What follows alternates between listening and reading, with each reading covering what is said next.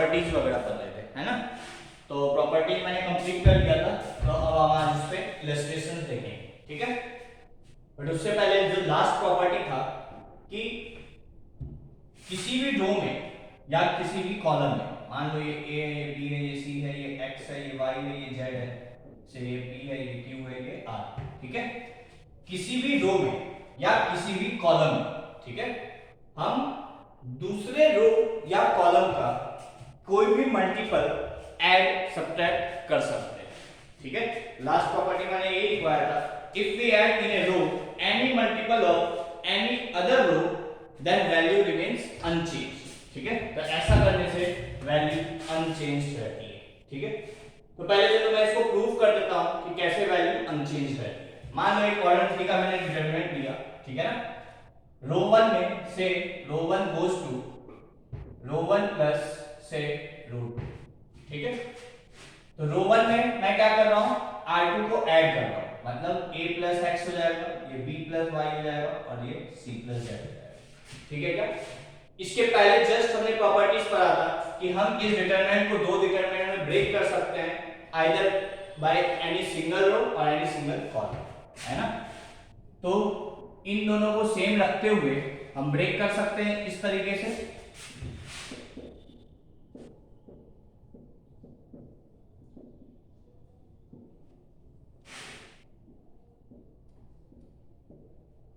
ठीक है क्या।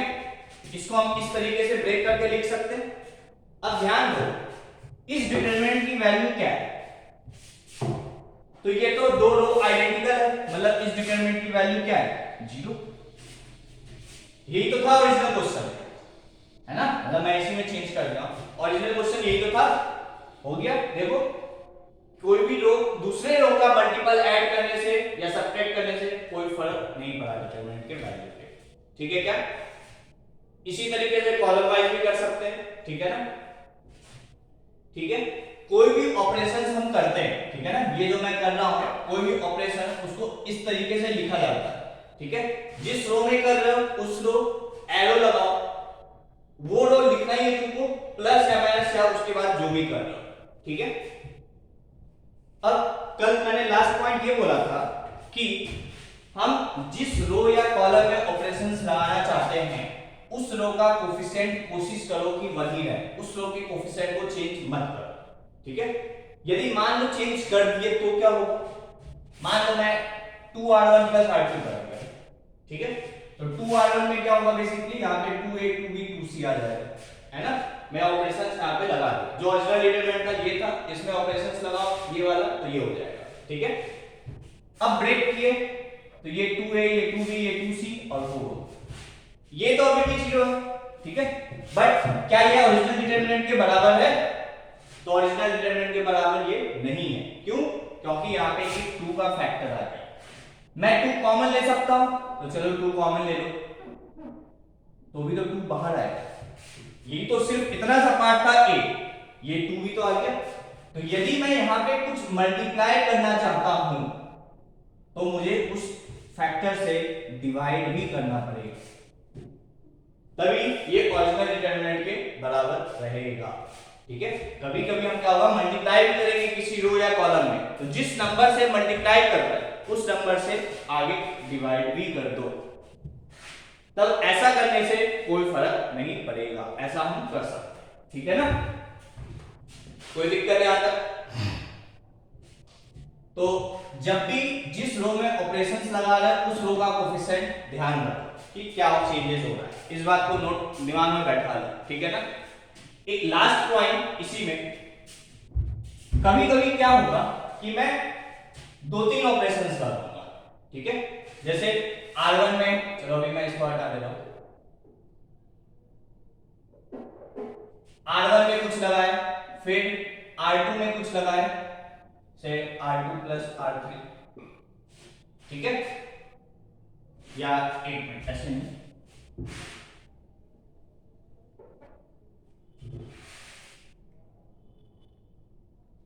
से r3 और r3 goes to r3 plus से r, मान लो ये करना है, ये भी ऑपरेशंस लगाना चाहते हैं और ये भी ऑपरेशंस लगाना चाहते हैं। यदि ये दोनों ऑपरेशन तुम एक ही टाइम पे लगा दिए तो गलती कर सकते हो। कहने का क्या मतलब है कि जो मैं R1, देखो मैं पहले R1 को चेंज कर रहा हूं, तो R1 को चेंज कर दिया, अब वो एक नया रो बन गया, है ना। तो यदि ये ऑपरेशन में मैं R1 को यूज करना चाहता हूं तो मैं नया वाला R1 यूज करूंगा, ना कि पुराना वाला R1 यूज करूंगा। समझ में आ रही है क्या बात मैं क्या बोलना चाह रहा हूं? मैं कह रहा हूं जो जिस रो या कॉलम में पहले ऑपरेशंस लगा चुके हो और उसी रो या कॉलम को तुम नेक्स्ट टाइम यूज करना चाहते हो, तो जो नया रो बन के आया वो यूज करेंगे, न कि जो पुराना रो था वही यूज करेंगे। ठीक है ना। तो इस बात को ध्यान रखना, यदि 2-3 ऑपरेशंस एक ही बार में लगाना चाहते हो, ठीक है, तो ऐसा ऑपरेशन लगाओ कि जो नया रो आ रहा है उसको, नया रो या कॉलम आ रहा है उसको तुमको यूज उसी सेम टाइम में ना करना पड़े, नेक्स्ट स्टेप में करो तो वो ठीक है। ठीक है, तब कोई दिक्कत नहीं होगी। बट यदि एक ही टाइम 2-3 ऑपरेशन लगाओगे तो थोड़ा सा बी केयरफुल। ठीक है क्या? आई होप यहां तक की बातें प्रॉपर्टीज में तुम्हें क्लियर हो। ठीक है ना। अब हम लोग आगे क्वेश्चंस करेंगे। ठीक है ना। तो नोट कर लो ये सब बातें अपने लैंग्वेज में। ठीक है।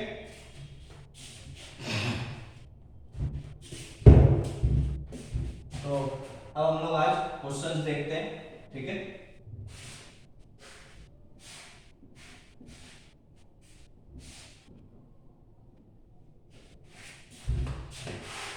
क्वेश्चन है इवेल्युएट तो करना है, बट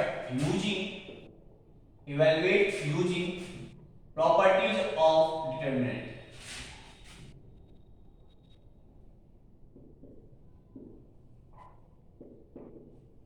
ठीक है, इवेल्युएट ये क्वेश्चन है। ठीक है ना। अब मैं बार बार ये चीज नहीं लिखूंगा। ठीक है, जो भी क्वेश्चन लेंगे डिटरमिनेंट लिखेंगे, उसको तुम्हें सॉल्व करना है यूजिंग प्रॉपर्टीज ऑफ डिटरमिनेंट्स। ठीक है, डायरेक्ट भी सॉल्व कर सकते हैं, तो मल्टीप्लाई कर लो, तुम्हारे अंदर इतनी क्षमता है कैलकुलेट करने की। ऑब्वियस सी बात है, लेंथी होगा, बड़ा होगा। ठीक है ना। तो कुछ प्रॉपर्टीज वगैरह लगा के हम उसको आसानी से इवेलुएट करेंगे। ठीक है। तो इसमें क्वेश्चन है पहला, a minus B, b minus C, c minus a, x minus y, y minus z, z minus x, p minus q, q minus r, r minus p। ठीक है। ये क्वेश्चन है, इसकी वैल्यू तुमको निकालनी है क्या। ठीक है। देखो प्रॉपर्टीज कैसे तुम्हारे दिमाग में कौन सा कब लगाए, तो थोड़ा सा प्रैक्टिस। ठीक है ना। प्रैक्टिस के साथ साथ समझ में आ जाएगा कि कैसे लगाना है। अब यहां पे देखो, यदि मैं दिस प्लस दिस करूं तो क्या बनेगा, a minus B plus X minus Y plus P minus two. कुछ तो अच्छा सा नहीं बना, है ना। यहां पे भी करोगे, यहां पे भी करोगे तो कुछ अच्छा नहीं बनेगा। यदि मैं इन तीनों को ऐड करूं, ठीक है, तो क्या होगा, b से b कट जाएगा, a से a कट जाएगा और c से c कट जाएगा, क्या रहेगा, जी। फिर यदि इन तीनों को ऐड करें तो ये भी तीनों ऐड होगा। ठीक है, ऐसा थोड़ी कि एक ही एलिमेंट ऐड होगा, या तो कोई भी कॉलम में प्रॉपर्टी लगेगा या कोई भी रो में प्रॉपर्टी लगेगा। तो मुझे ये दिख रहा है कि this plus this plus this 0, this plus this plus 0, this plus this plus 0। तो मैं क्या कर रहा हूं, c1 गोस टू, देखो कैसे लिख रहे हैं, c1 गोस टू, जिसमें लगा रहे वो तो लिखना ही है, प्लस क्या क्या ऐड करना चाहते हो, इसमें ये भी ऐड करना चाहते हो एंड ये भी ऐड करना चाहते हो, मतलब c1 में c2 प्लस c3 को भी ऐड करना। ठीक है। तो जो नया डिटरमिनेंट बना वो क्या बनेगा, ये क्या आ जाएगा 0, ये क्या आ जाएगा 0 और ये क्या आ जाएगा 0। ठीक है क्या, इन सबको कोई चेंज नहीं किया, ऐसे ही लिख दो, b minus C, y minus z, q minus r, c minus a, z minus x, r minus p। ठीक है क्या। अब तुम्हें पता है यदि कोई भी एक रो या एक कॉलम में सारे जीरोस आ जाए तो उसकी वैल्यू क्या होगी, 0 हो गया आंसर। ठीक है क्या, नोट कर लो। तो इस तरीके से हमें प्रॉपर्टीज वगैरह लगाना है। नेक्स्ट क्वेश्चन,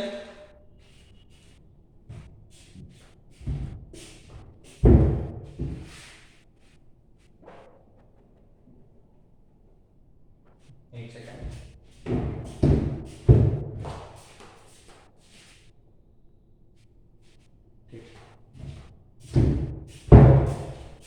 क्वेश्चन है 1a b plus c 1b c plus a 1c a plus b.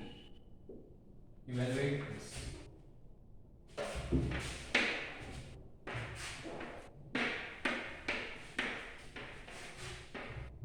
अब देखो यहां पे क्या है, तो देखो यदि 3 1 तुम्हें दिख जाए एक रो या एक कॉलम में तो समझो वो क्वेश्चन आसानी से सॉल्व तो हो ही जाएगा, ठीक है, पहली चीज। बट इस क्वेश्चन में हम बोथ प्रॉपर्टी नहीं लगाएंगे जो मैं बोल रहा हूं इस 1 1 1 के कॉरस्पॉन्डिंग। क्यों, क्या बोलना चाह रहा हूं मैं वो भी सुन लो।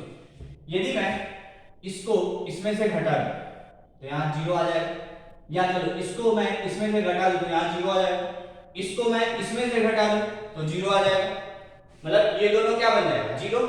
तो इसके वर्ड खोलना आसान है ना, इस कॉलम के word this into this minus this into this, बस प्लस 0। अरे कुछ समझ में आ रहा है, बट इस क्वेश्चन में हम वो नहीं करेंगे क्योंकि इस क्वेश्चन में मुझे पहले कुछ और दिख रहा है। क्या, तो देखो क्या है,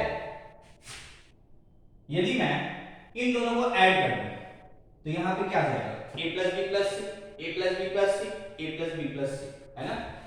तो कर दो, क्या कर रहा हूं मैं, कॉलम 2 में c2 प्लस c3, तो ऐसा करने से क्या होगा 1 1 1 a plus B plus C, a plus B plus C, a plus B plus C, b plus C, c plus a plus b, ठीक है।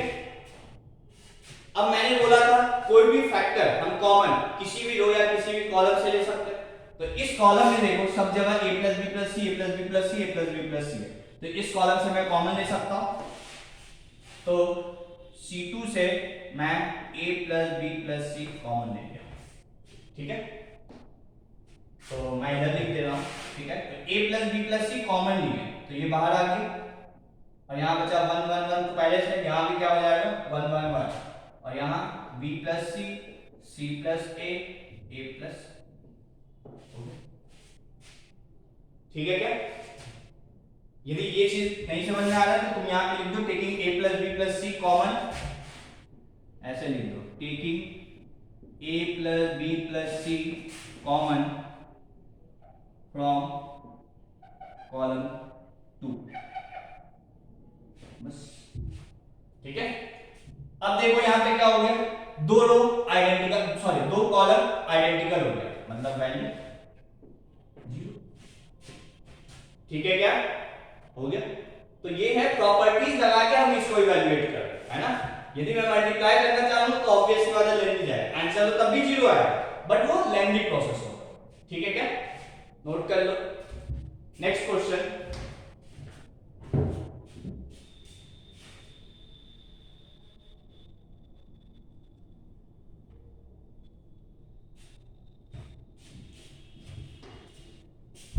ठीक है।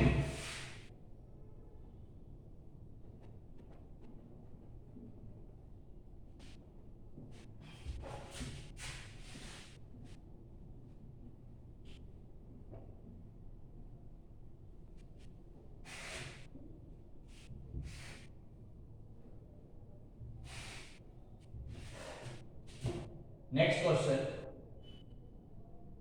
1 2 3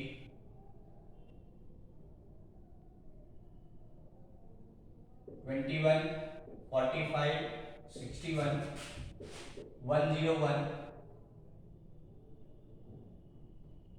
195 और से 302, ठीक है, ये क्वेश्चन है।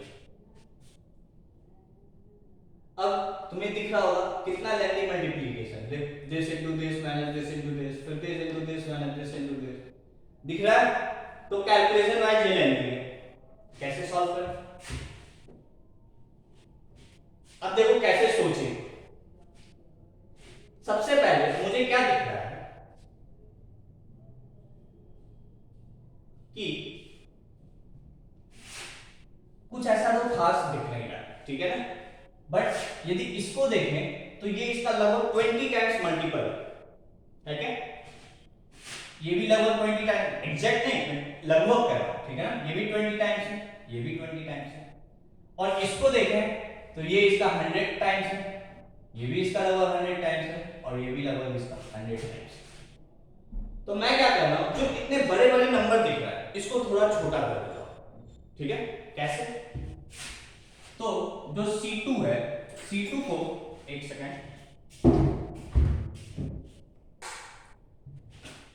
जो C2 है, ठीक है, C2 को यदि मैं C2 माइनस 20 टाइम्स C1 कर, ये मैं कर सकता हूं। मैंने देखो C2 में कोई भी कुछ चेंजेस नहीं किया, मैं दूसरे रो या कॉलम में कोई भी फैक्टर प्लस माइनस कुछ भी लगा सकता हूं, ठीक है ना। तो C2 goes to C2 minus 20 C1, ठीक है।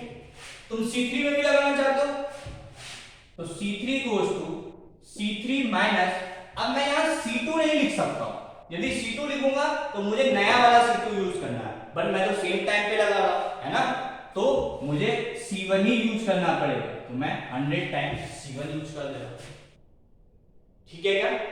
ऐसा करने, ये मुझे 20 टाइम्स दिख रहा था तो मैं इसको सब्ट्रैक्ट कर दिया, ये मुझे 100 टाइम्स दिख रहा था तो इससे मैं ये सब्ट्रैक्ट कर दिया। जो बड़े बड़े नंबर दिख रहे हैं वो तुम्हें थोड़े छोटे छोटे दिखने लगेंगे, ठीक है क्या। तो देखो C1 में तो कोई चेंजेस नहीं किया मैंने, उसको एज इट इज लिख दी। इसमें दिस माइनस 20 टाइम्स दिस, तो क्या आ जाएगा 1, this minus 40 5, and this minus 60 1, ठीक है क्या। दिस माइनस 100 1, दिस माइनस 200 तो माइनस 5, एंड दिस माइनस 300 तो 2। देखो इतना छोटा छोटा दिखने लगा। अब तुम मल्टीप्लाई भी कर सकते हो, है ना, बट मैं और प्रॉपर्टीज लगाऊंगा जो मैं तुम्हें इसके प्रीवियस क्वेश्चन में बोल रहा था, ठीक है। यहां तक समझ में आ गई बात।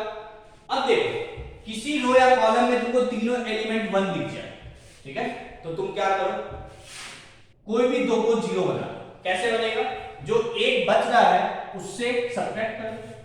से C2 goes to C2 minus कितना, मैं क्या कर रहा हूं, C2 goes to C2 minus C1, कितने टाइम्स भी प्रॉपर्टीज लगा सकते हो, ऐसा नहीं कि एक ही बार लगाना है, दो ही बार लगाना, तुम्हारा मन, how many times you want you can use, ठीक है ना। C2 goes to C2 minus C1, अब C3 गोस टू मैं C3 माइनस C2 नहीं करूंगा, मैं C3 goes to C3 minus C1 ही करूंगा, ठीक है ना। ऐसा करने से क्या होगा, तो देखो इधर लिख रहे हैं, ठीक है, ये तो ऐसे ही है 1 2 3, ठीक है, 1 माइनस 1 0, 5 माइनस 2 3, और 1 माइनस 3 माइनस 2। ध्यान से करना, ये नहीं कि दिस माइनस दिस कर दिया, ठीक है, तब माइनस साइन का अंतर आ जाएगा। फिर this minus this 0, minus 5 minus 2 minus 7, और 2 माइनस 3 माइनस 1, ठीक है क्या। नोट कर लो यहां तक पहले,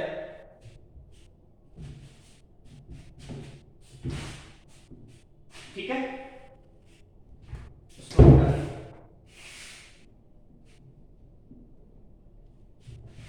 तब देखो क्या होगा, अब इस रो के अबाउट खोलना आसान है, क्यों, देखो कैसे, तो 1 into this minus this into this, तो माइनस 3 और माइनस 14, ठीक है क्या। फिर minus 0 into any number 0 plus 0 into any number 0, बस इतना ही, दैट इज माइनस 7, ये हो गया आंसर, ठीक है क्या। तो आई होप ये भी क्वेश्चन तुम्हें क्लियर होगा, नोट कर लो।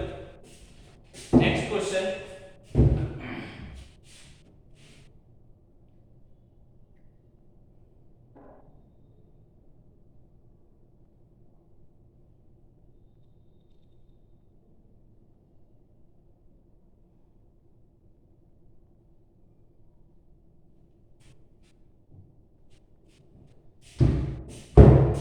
ठीक है।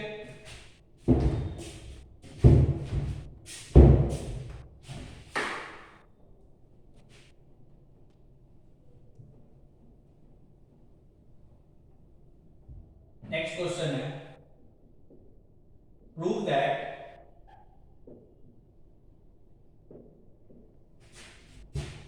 A B C B C C A A B A B C A B C A B C, ठीक है, ये एक डिटरमिनेंट है। Prove that this equals to A B C, A square A cube, B square B cube and C square C cube. इस determinant को तुमको ये prove करना है, ठीक है ना, ये क्वेश्चन। अब इसको तो इवैल्यूएट करके प्रूव कर नहीं सकते, है ना, मतलब इवैल्यूएट करके भी कर सकते हो कि इसको इवैल्यूएट कर लो, इसको पर देख सकते हो कितना लेंदी जाएगा, है ना। तो मैं प्रॉपर्टीज लगा के इसको सॉल्व करूंगा। नोट करो क्वेश्चन।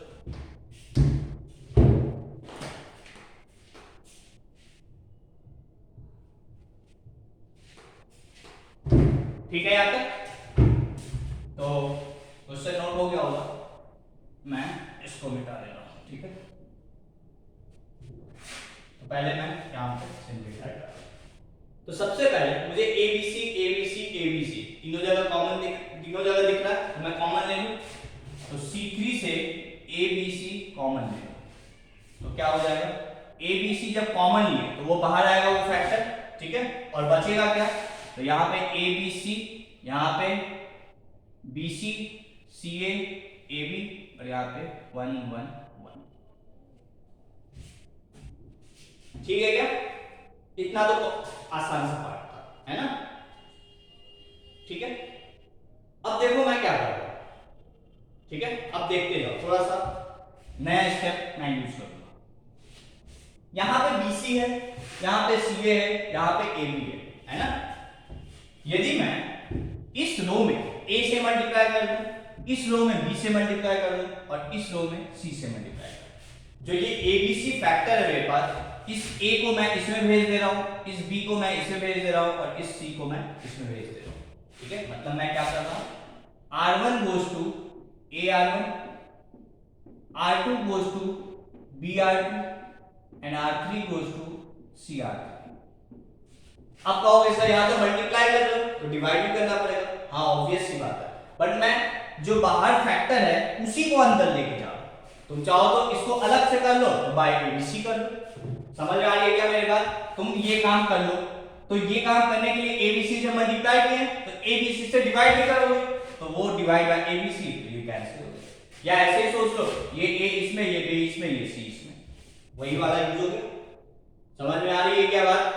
ठीक है, तो मल्टीप्लाई कर दो इसमें, ठीक है ना।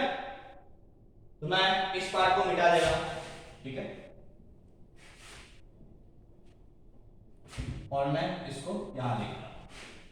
क्या हो गया, तो ये हो जाएगा a स्क्वायर, ये abc और ये a, ये b स्क्वायर, ये abc और ये b, ये c स्क्वायर और ये abc और ये c, ठीक है क्या। आई होप ये पॉइंट भी क्लियर होगा, है ना। अब फिर से तुम्हें दिख रहा है कि ABC का फैक्टर कॉलम 2 में है, तो फिर से कॉलम 2 से ABC कॉमन ले लो, ठीक है। तो क्या हो जाएगा, कॉलम 2 से ABC कॉमन लिए तो क्या हो गया, ABC का तो फैक्टर बाहर आएगा और अंदर क्या बचा, a square b square c square 1 1 1 a b c, ठीक है क्या। अरे ठीक है, अभी भी जो चाहिए मुझे वो तो नहीं आया, है ना। फिर से देखो बाहर abc का फैक्टर है, मैं क्या कर रहा हूं, फिर से r1 goes to ar1, r2 goes to br2 and r3 goes to cr3। मतलब बेसिकली मैंने क्या किया, फर्स्ट स्टेप जो इसके पहले वाला स्टेप था उसमें भी कॉलम से कॉमन लिए, उसको रो में मल्टीप्लाई किए, फिर कॉलम से कॉमन लिए, रो में मल्टीप्लाई किए, ठीक है। तो क्या हो जाएगा, यहां लिखते हैं, अब देखो जिससे मल्टीप्लाई कर लो उससे डिवाइड करोगे तो ये तो कैंसिल ही हो जाएगा, है ना। तो ये हो जाएगा a क्यूब, ये a और ये a स्क्वायर, ये b क्यूब, ये b, ये b स्क्वायर, ये c क्यूब, ये c और ये c स्क्वायर, ठीक है। ये आ गया, ठीक है क्या। अभी भी मेरा आंसर नहीं आया, है ना। मुझे a b c यहां चाहिए, a square b square c square यहां चाहिए, a cube b cube c cube यहां चाहिए, है ना। तो वो कैसे आएगा, तो वो दिख रहा मुझे, आ तो गया है सब कुछ, लेकिन इन कुछ इंटरचेंज है, मतलब कॉलम अपने जगह पे नहीं है ना, तो वो भी हो जाएगा। कैसे? देखो मुझे क्या करना है, इस कॉलम को यहां भेजना है ना, मतलब C2 को इंटरचेंज कर दो C1 से, ठीक है क्या? तो इस तरीके से लिखिए, C2 और C1 को इंटरचेंज करिए। ऐसा करने से क्या होगा, जब एक इंटरचेंज करते हैं तो एक माइनस साइन आ जाता है, तो लगा दिए minus sign, A B C, A cube B cube C cube, A square B square C square. क्या अभी भी तुम्हारा आंसर आया? नहीं आया, है ना? तो फिर से क्या करेंगे, अब मुझे दिख रहा है कि एक चीज और करना है, इसको यहां और इसको यहां, तो C2 को इंटरचेंज कर दिए C3 से, ठीक है क्या? ऐसा करने से एक और माइनस साइन बाहर आ जाएगा, तो वो माइनस माइनस प्लस हो गया, तो अब प्लस साइन आ गया बाहर, तो अब A B C, A square B square C square और A cube B cube C cube आ गया। ये तो था, चाहिए था, this is equal to RHS, hence ठीक है क्या? तो ये था, तो ये भी स्टेप इंपॉर्टेंट है, किसी रो या कॉलम से कोई चीज कॉमन लो, कॉलम से कॉमन नहीं है तो उसको रो में मल्टीप्लाई करो, रो से कॉमन नहीं है तो वो कॉलम में मल्टीप्लाई होगा, ठीक है? तो ये भी स्टेप इंपॉर्टेंट था, ठीक है ना? आई होप क्लियर होगा, नोट कर लो। Next question,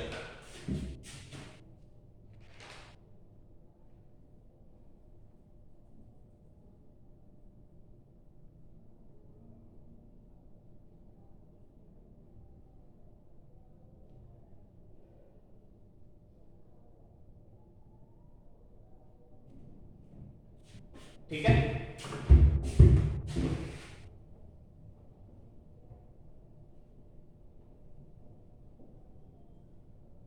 next question, prove that 1a a square, 1b b square, 1c c square is equals to a minus b, b minus c and c minus a, ठीक है? Prove that this is equals to this, ये इस determinant की value तुम्हें याद रखनी है, ठीक है ना? 1a a square, 1b b square, 1c c square is equals to a minus b, b minus c, c minus a, ठीक है? कुछ डिटरमिनेंट की वैल्यू हम याद भी रखेंगे, जो कभी कभी एग्जाम में डायरेक्ट आ जाता है, तो हम डायरेक्ट उसको आंसर लिख दे, ठीक है ना? तो 1a a square, 1b b square, 1c c square, a minus b, b minus c, c minus a, ठीक है? कैसे करेंगे? तो याद करो, अभी मैंने बोला था कि यदि तीन रो या तीन कॉलम में मुझे, सॉरी, कोई भी एक रो या एक कॉलम में मुझे तीनों एलिमेंट 1 दिख जाए, मतलब समझो प्रॉपर्टी करके क्वेश्चन सॉल्व हो गया। कैसे? तो मैं क्या करूंगा, solution, R2 goes to R2 minus R1 and R3 goes to R3 minus R1, ठीक है क्या? तो देखो क्या होगा, इसमें तो मैंने कोई चेंजेस नहीं किया, तो इसको एलएचएस लिख दो। R2 में दिस माइनस दिस, तो 1 माइनस 1 0, ये b माइनस a और ये b square minus a square, this minus this 0, this minus this c minus a और यहाँ पे c square minus a square, ठीक है क्या? नोट कर लो, इसको मैं निकाल दे रहा हूं, ठीक है? ठीक है यहाँ तक? अब मैं क्या कर रहा हूं, देखो ये b square minus a square को मैं b minus a into b plus है, और इस c minus c square minus a square को c minus a into c plus है, तो c माइनस a यहाँ पे भी है, यहाँ पे भी है, यहाँ तो जीरो ही है, यहाँ पे b माइनस a है, यहाँ भी b माइनस a और यहाँ पे जीरो ही है, तो मैं रो 2 से b माइनस a कॉमन ले सकता हूँ एंड रो 3 से c माइनस a कॉमन ले सकता हूँ, ठीक है क्या? तो क्या आ गया, जो फैक्टर कॉमन लिए वो बाहर लिख दो, b minus a c minus a, 1a a square,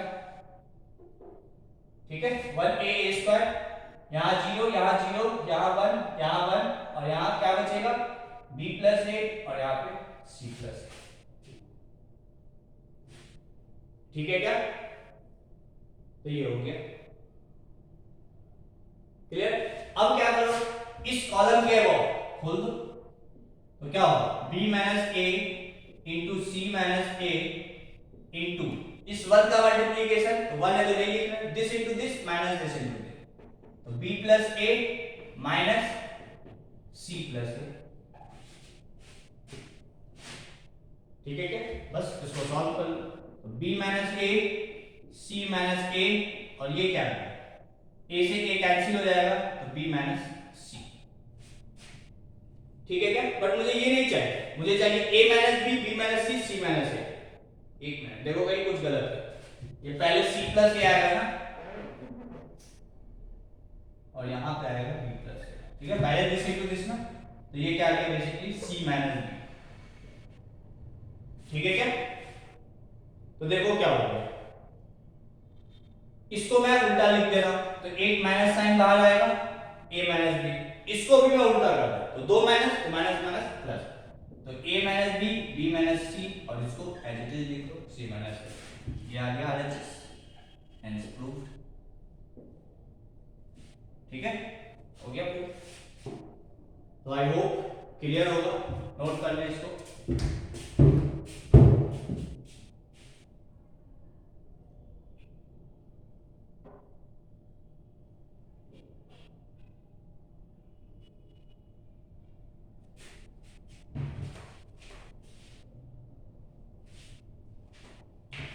ठीक है,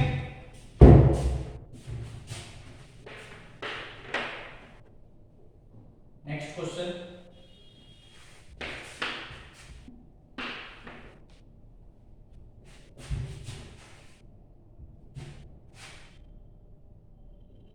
prove that 1a bc 1b ca 1c ab is equals to a minus b, b minus c and c minus a। ठीक है, फिर से वही काम करूंगा, क्या 1 1 1 दिख रहा है बस, तो r2 goes to r2 minus r1 and r3 goes to r3 minus r1।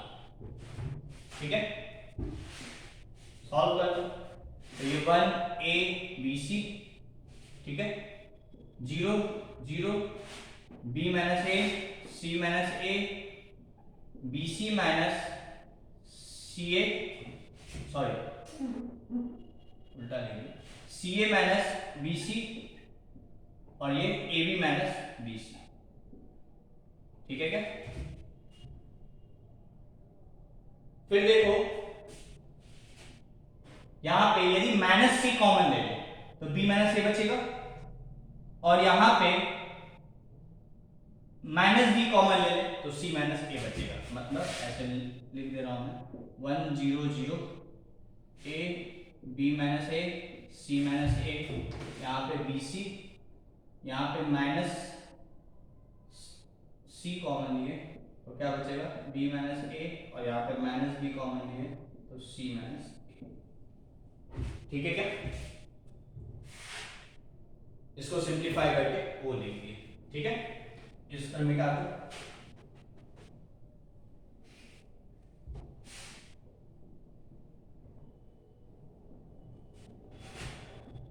तो देखो क्या है, इसमें से b माइनस a कॉमन ले सकते हैं, इसमें से c माइनस a कॉमन ले सकते हैं, तो r2 में b माइनस a कॉमन ले लो और r3 में c माइनस a कॉमन ले लो।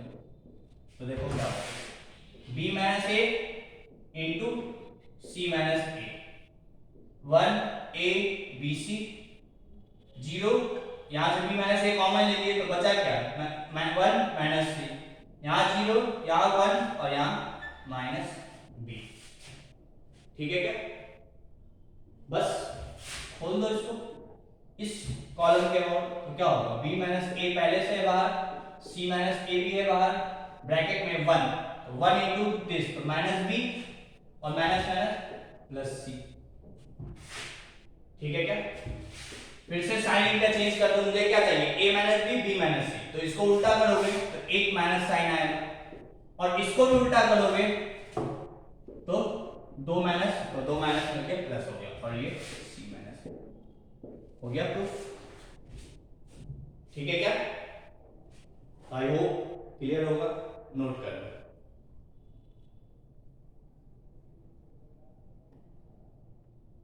ठीक है,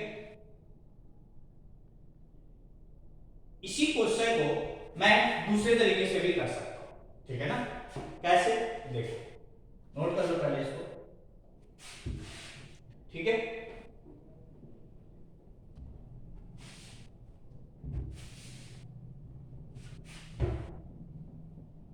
तो मेथड 2 क्वेश्चन था 111 A B C B C C A and A B, है ना? मैं क्या कर रहा हूं, रो 1 में ए से मल्टीप्लाई कर रहा हूं, रो 2 में बी से मल्टीप्लाई कर रहा हूं, एंड रो 3 में सी से मल्टीप्लाई कर रहा हूं। क्यों मल्टीप्लाई का फील आया? क्योंकि यहां देखो बीसी है, ए से मल्टीप्लाई करोगे एबीसी, यहां सी है, बी से मल्टीप्लाई करोगे एबीसी, यहां पे ए बी है, सी से मल्टीप्लाई करोगे एबीसी। अब मैंने मल्टीप्लाई किया है तो मुझे डिवाइड भी करना पड़ेगा, तो 1 अपॉन एबीसी बाहर आ गया। ठीक है ना, ये ध्यान रखना है हमेशा, ठीक है ना? तो क्या होगा, ए से मल्टीप्लाई किया, A square ABC, B B square ABC, C square ABC. ठीक है क्या? एबीसी कॉमन ले लोगे तो एबीसी बाय एबीसी कॉमन ले लिए तो क्या हो गया, एबीसी बाय एबीसी, और ये हो गया ए स्क्वायर 1, बी स्क्वायर 1, सी स्क्वायर 1। ठीक है क्या? ये कैंसिल हो गया। ठीक है, मैं इसमें क्या कर रहा हूं, सॉरी, इसमें मैं C1 को इंटरचेंज कर दे रहा हूं पहले C2 से, और फिर C2 को इंटरचेंज कर दे रहा हूं C3 से। तो मैंने दो इंटरचेंज किया, वैल्यू में कोई चेंज नहीं होगा, है ना? तो एक सॉरी,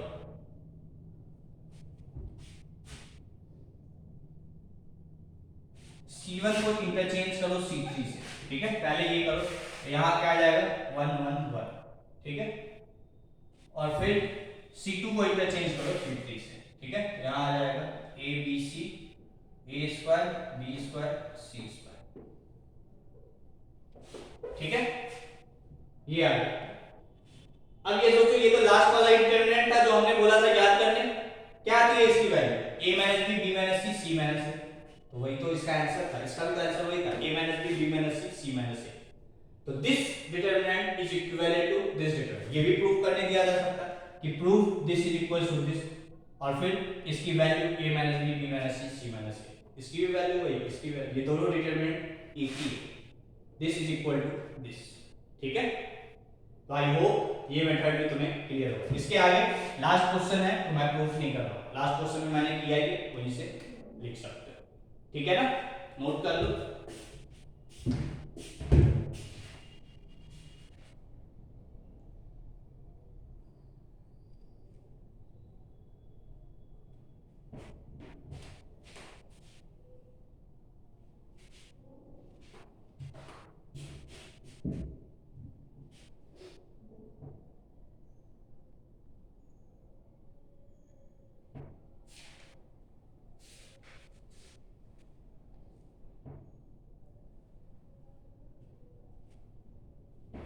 ठीक है, यहां तक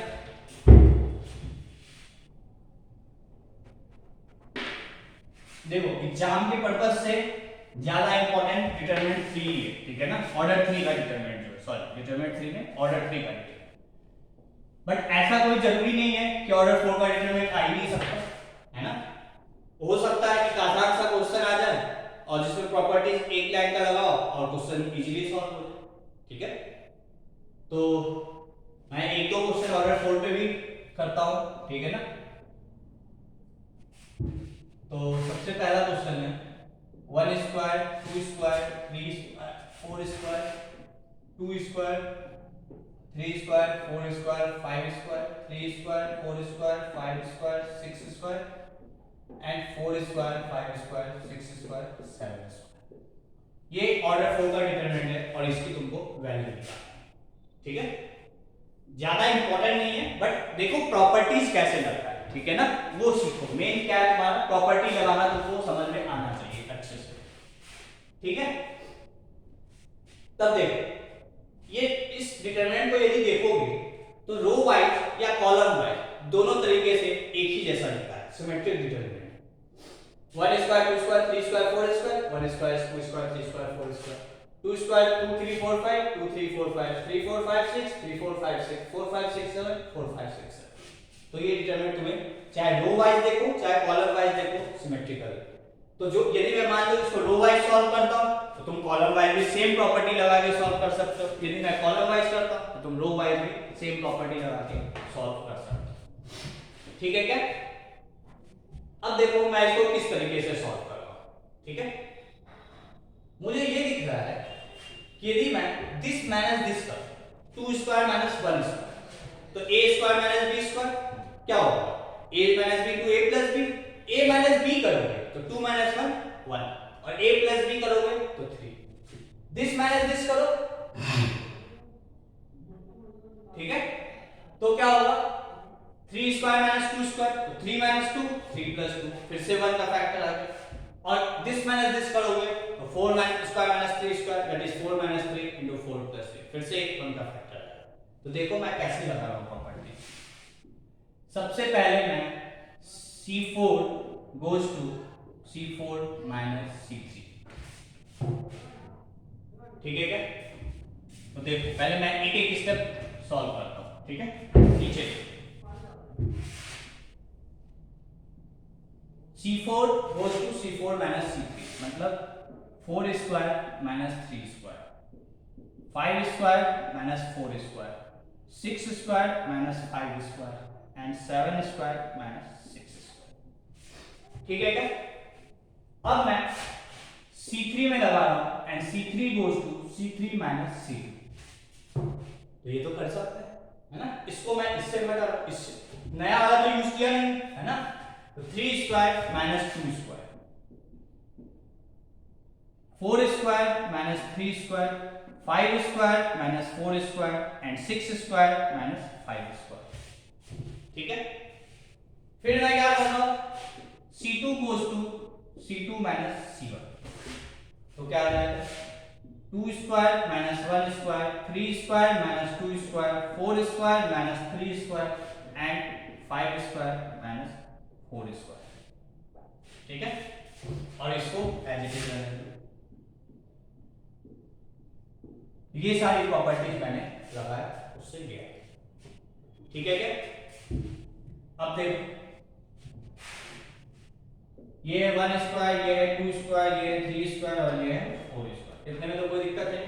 अब देखो यहीं पे देखो मैं लिखूंगा नहीं a square minus b square क्या होगा a minus b to a plus b, a minus b क्या होगा 2 माइनस 1 1, देखो सब जगह a माइनस b 1 ही होगा और a प्लस b क्या होगा 2 प्लस 1 3 3 प्लस 2 5 4 प्लस 3 7, यहां 3 प्लस 2 5 7 9 7 9 11 9 11 13 ये आ जाएगा। ठीक है क्या? नोट कर लो।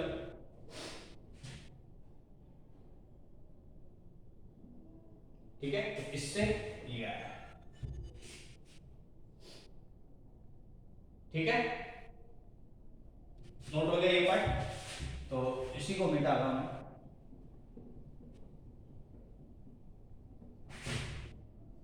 अब मैं क्या कर रहा हूं कि c4 goes to c4 minus c3 and c3 goes to c3 minus c2। ठीक है क्या? मैं पहले ये ऑपरेशन लगा रहा हूं, ठीक है, और फिर बाद में ये ऑपरेशन लगा रहा हूं। बाद में ये ऑपरेशन जब लगाया उसमें मैंने c4 को तो यूज किया नहीं है ना, तो ऐसा करना मतलब यदि ये ऑपरेशन पहले लगाओगे तब फिर ये ऑपरेशन तुरंत बाद नहीं लगा पाओगे। क्यों? क्योंकि c3 नया आ जाएगा है ना। तो नया वाला यूज करना रहेगा मुझे, पुराना वाला नहीं। ठीक है क्या? आई होप तुम्हें बातें समझ में आ गई होगी, है ना। तो क्या आएगा, तो ये तो चेंजेस किया नहीं मैंने, तो 1 स्क्वायर 2 स्क्वायर 3 स्क्वायर 4 स्क्वायर 3 5 7 9। ठीक है, 7 minus 5 2, 9 minus 7 2, 11 minus 9 2, 13 minus 11 2, 5 minus 3 2, 7 minus 5 2, 9 minus 7 2, 11 minus 9 2। मतलब यहाँ भी 2, यहाँ भी 2, यहाँ भी 2, यहाँ भी 2, यहाँ भी 2, यहाँ भी 2, यहाँ भी 2, यहाँ भी 2। हो गया, तो क्वेश्चन भी सॉल्व हो गया। क्या ये दोनों कॉलम आइडेंटिकल दिख रहे हैं, मतलब इस डिटरमिनेंट की वैल्यू। अरे ठीक है, तो ऐसा नहीं है कि ऑर्डर 4 आ नहीं सकता, ठीक है, बट चांसेस ऑब्वियस सी बात है कम है, ऑर्डर 3 के ही ज्यादा है, ठीक है, बट आ सकता है ऑर्डर 4 भी, ठीक है ना। ठीक है, तो आई होप यहां तक क्लियर होगा। ठीक है, नोट कर लो इसको, फिर आगे नेक्स्ट क्लास में करते हैं। ठीक है, थैंक यू।